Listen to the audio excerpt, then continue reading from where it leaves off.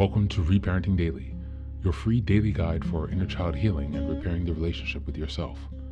This podcast helps you establish a consistent reparenting routine, and is divided into 3 sections. The first is a daily reading, the second is a discussion of that reading, followed by suggested journal prompts, and the last section is a peaceful binaural beats meditation for closing. Good morning, good afternoon, and good evening from whenever and wherever you're joining us. I'm so glad that you can join us for this journey of self-expansion. If this is your first time, welcome. As a celebration of completing our first full year of Reparenting Daily episodes, I've opened a free membership tier for the Patreon community so that you can access more resources and join our free weekly Zoom calls for free.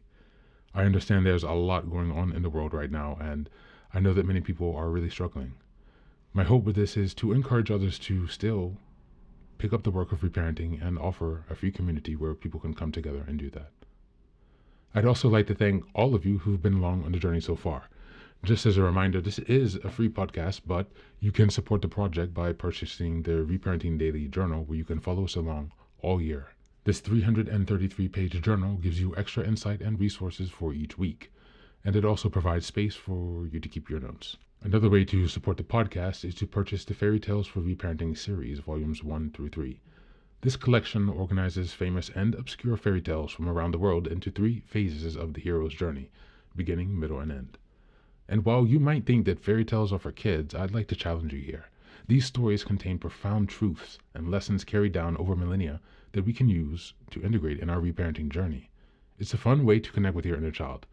Each volume contains 10 fairy tales.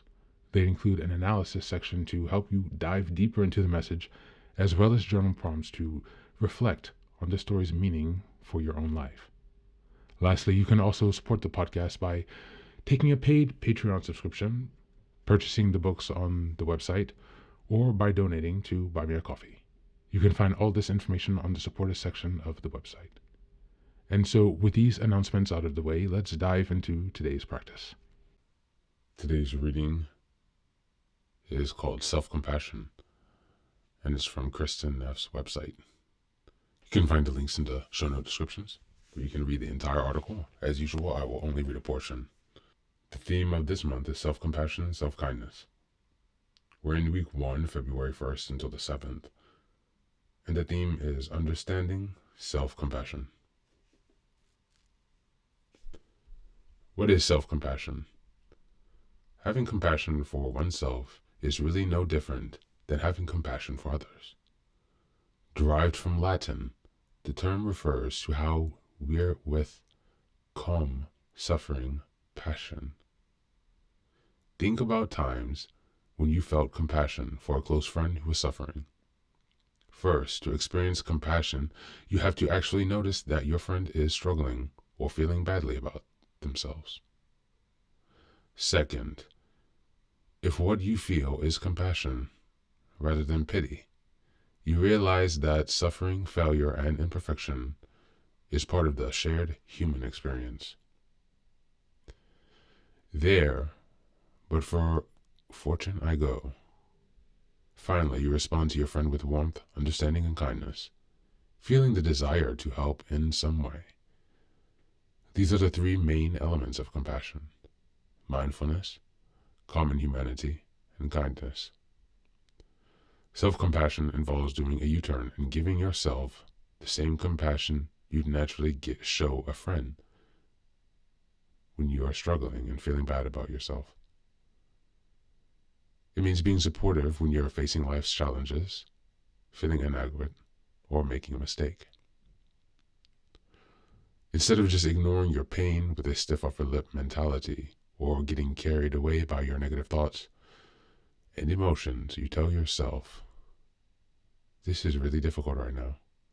How can I comfort and care for myself in this moment? Instead of mercilessly judging and criticizing yourself for various inequities, shortcomings,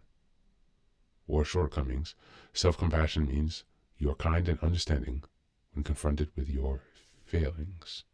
After all, whoever said you were supposed to be perfect? Thank you, and that's the reading for today.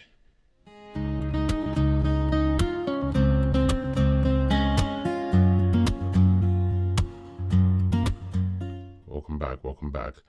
Now, this reading highlights the essence of self-compassion by breaking it down into three elements: mindfulness, common humanity, and kindness. In the context of understanding self-compassion this month, it encourages a shift in perspective. Rather than treating oneself with harshness or indifference, self-compassion asks us to acknowledge our struggles with the same warmth we'd offer a friend. This aligns with reparenting because it challenges the internalized voices of criticism and neglect we may have absorbed in childhood. Many people were not taught how to respond to their own pain with kindness, often defaulting to self-judgment and suppression. Learning self-compassion is a crucial part of reparenting, as it rewires the way we respond to ourselves in the moment of struggle, replacing old patterns with supportive, nurturing self-talk. Reparenting involves consciously offering ourselves the care, patience, and encouragement that may have been missing in our upbringing. This reading illustrates how self-compassion fosters that process by teaching us to acknowledge our pain without avoidance, recognize our shared humanity rather than feel isolated in our suffering, and to respond to ourselves with genuine kindness. Instead of reinforcing shame or perfectionism, self-compassionate reparenting helps us build a sense of inner security and self-worth. By practicing self-compassion, we become nurturing presence we once needed, ultimately fostering emotional resilience and a deeper sense of self-acceptance. As we move on to the journal prompts today, number 1, think about a recent time when you were hard on yourself for making a mistake. How would you respond if a close friend were in the similar situation? And what would change if you extended that same kindness to yourself? Number 2, reflect on a moment from childhood when you needed comfort but didn't receive it. How can you give yourself that comfort now? And number 3, write a letter to yourself from the perspective of a loving, wise caregiver. What would they say to encourage and support you in your current challenges? Thanks for being here. As always, take care of yourself and do be well.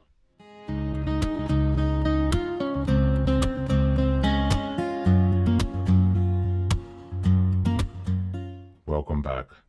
Now, this is the third and final section of the daily podcast. This is your silent meditation. Please find a place where you can be comfortable and undisturbed, where you can relax and spend some time with yourself for this 10-minute silent meditation. You can choose to be sitting, standing, lying down, or in whatever position makes you comfortable today. Just take some time to listen to yourself.